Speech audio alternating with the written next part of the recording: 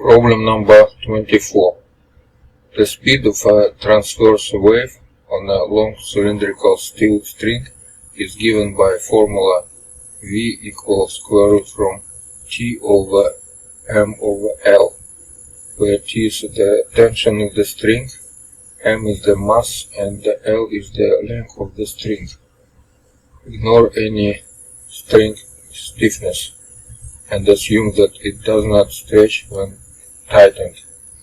Consider two steel strings of the same length, the first with radius R1 and the second thicker string with radius R2 equal 4R1. Each string is tightened to the maximum possible tension without breaking.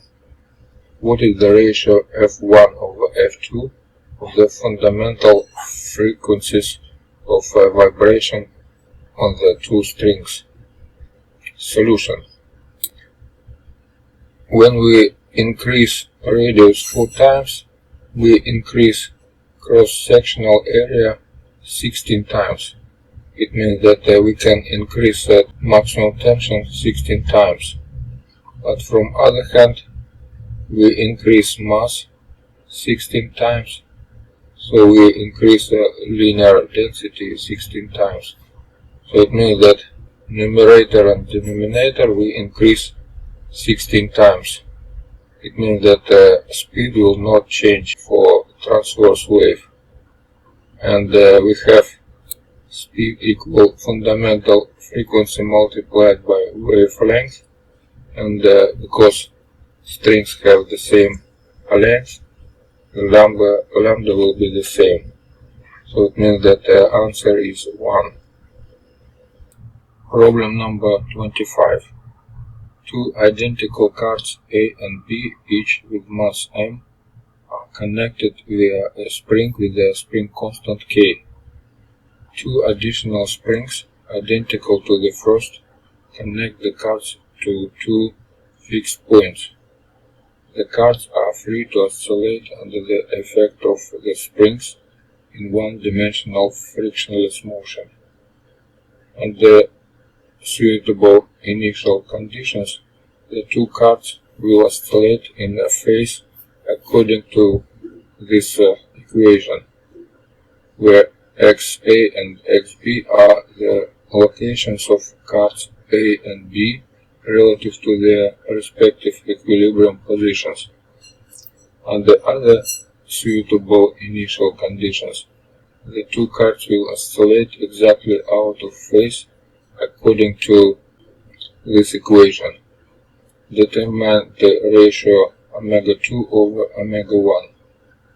Solution. When we have oscillation in a phase, it means that distance between card A and card B is constant. It means that spring between them is not acting with a variable force, and only left spring acting on card A and the right spring acting on card B. So it means that they looks like they oscillate independently. It means that on card A we have only force from spring with constant K, and omega 1 equal square root from K over M, and the same omega 1 is for card B, so that will be common omega for both cards.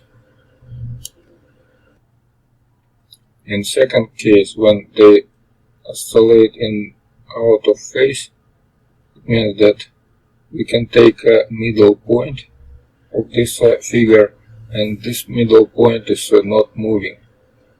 So it means that card A affected by one spring with a constant K and other half spring with a constant 2K. They are connected in parallel, so total constant for both springs will be 3K. In that case, omega 2 equal root from 3k over m. It means that omega 2 over omega 1 equal root 3, which is answer A.